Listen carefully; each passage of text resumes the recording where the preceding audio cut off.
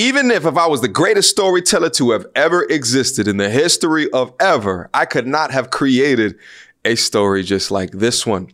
Keke Palmer, come up here. Need to have a word with you. But before I speak to you, for those that do not remember or know of Keke Palmer, a couple of weeks ago, I released this video on my Instagram, which went viral. Booties matter. My son gave me some ass.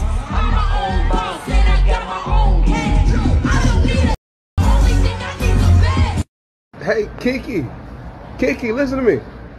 Shut the f up. So Keke Palmer, up to a few weeks ago, was legitimately one of the sweethearts, one of the darlings of black media. But Keke Palmer's image, at least in the last several weeks, has crashed faster into a state of abyss as she crashed at 304 miles per hour while propagating these ideals of being a strong, independent woman in strict defiance of her baby father that didn't want her to act a certain way on a stage in front of a famous singer by the name of Usher, with her then responding very disrespectfully and then releasing the song that I just showed you right here where I told her to shut the f up. For you see that Keke Palmer is going out just like all of the media pawns that takes components of black culture and appropriates the lowest form and turns it into revenue and turns it into dollars. Well,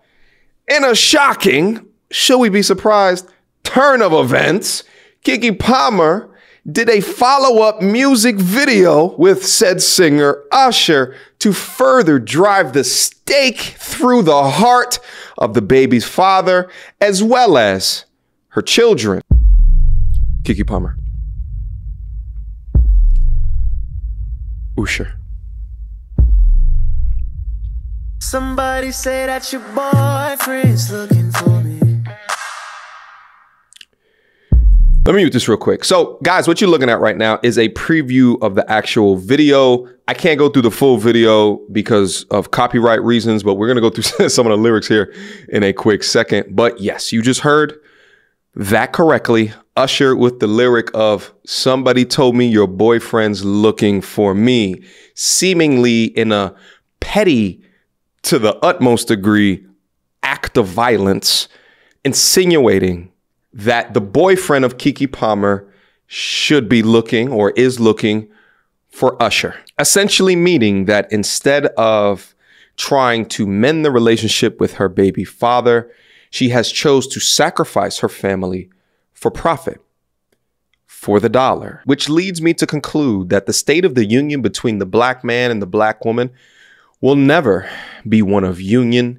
It will only be one of separation in reference to pop culture and to media, because these black women today, at the highest reigns of being an influence within our society today, are completely and utterly out of order. But what's crazy is that they're being paid to be out of order. Back in 2013, I interviewed you when I worked with MTandR. Okay. And we had, you know, a viral moment. We talked about black women and boundaries, and you said we were out of order. We're still out of order. Uh-oh. I'm like, you're not even going to let me set up the question. You said, well, tell me, you know, you said if we understood who we were, we would not let other people define us and confine us. And that you said we're demean, diminished, demoralized in ways we accommodate.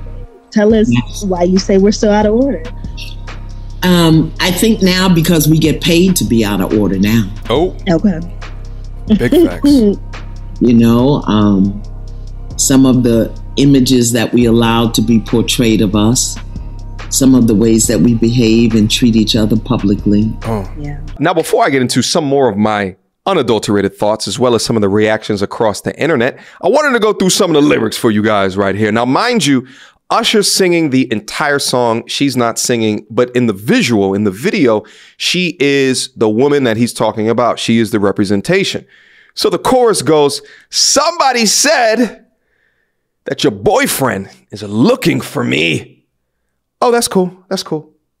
Well, he should know, nigga, I'm pretty easy to find. Sound like fighting words to me. Just look for me whenever he sees you. The disrespect. Okay, post-chorus. I go wherever you go. Ooh. I go wherever you go. Let's keep going. Turn the lights on. It seems natural for me to wander off to where you are. Where you are.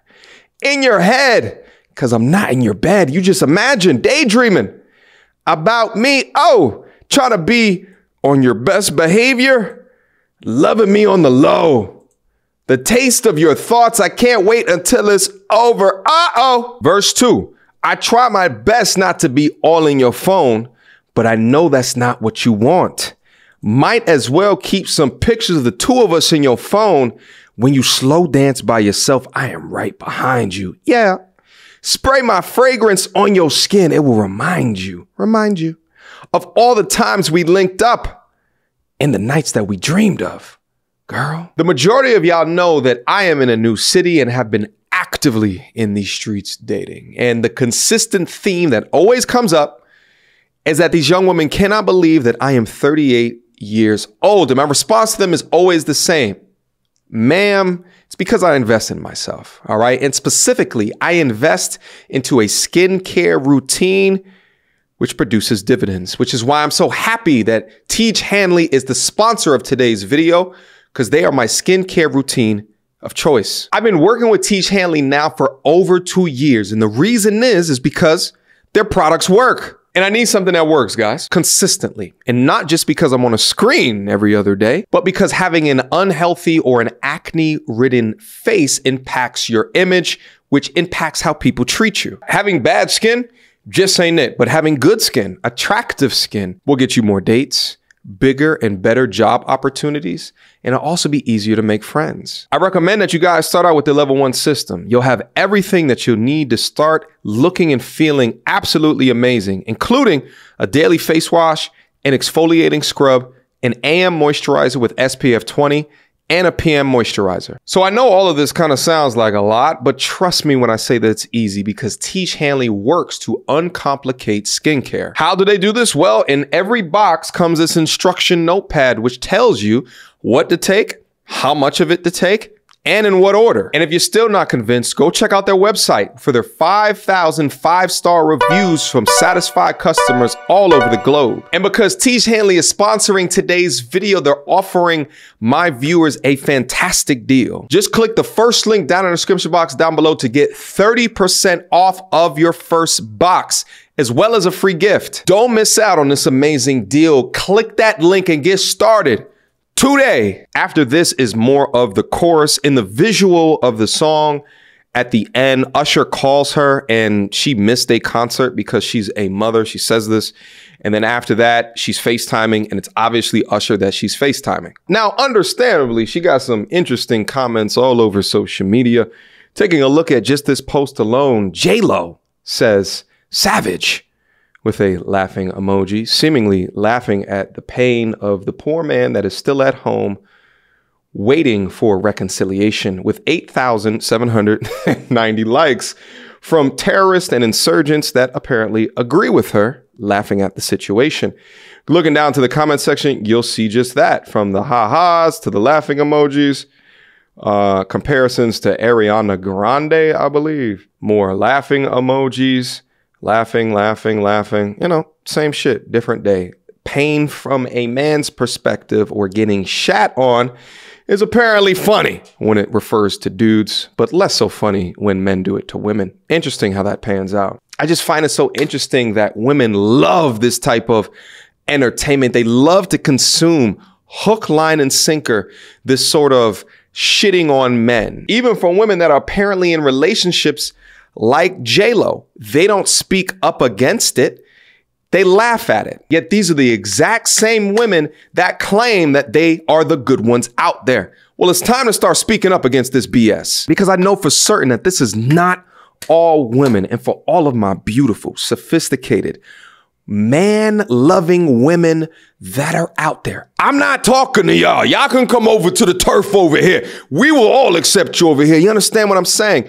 But if you were complicit in this bullshit, then you were equally as guilty. Let's go through some more comments. This Neanderthal says, "This is the level of petty I aspire to be," with 4,400 likes 4,400 women who absolutely belong to the streets. This moron says this is making lemonade with the lemons that life threw at you. Threw at her? Or did she make decisions to end up in that precarious situation? Again, removing complete and utter accountability from their actions, but will accept the value of their actions in forms of profit at the end of the day. Again, out of order. Because this woman is sincerely throwing away her family, throwing away a 2-parent household for a check because she wants to put salt on the wound. If that's not evil, then what is? And let me ask you a question. How should black men look at the way that women like this portray themselves and ever take them seriously? Because these are y'all leaders. This is who y'all choose to follow. It don't even matter if they came from the hood, the gutter of the gutter, or they came from a nice, loving household where they were a child actor on Nickelodeon. It just doesn't seem to matter. I'm still a trick, says, I aspire to be this level of petty and paid. Comment after comment of women celebrating her public display of peacocking through her insecure, independent woman brand and embarrassing the father of her child. And these are the same types of women that will make fun of you for getting your passport. These are the same type of women that complain about being the least protected, yet love the image of independence, love the image of being a thought, love the image of being toxic and laughing at it, even while being a mother. And the sad shit is that it's never going to stop. And why? Because it is such an incredibly profitable business. It's an information product. There's no overhead. There's no storefront.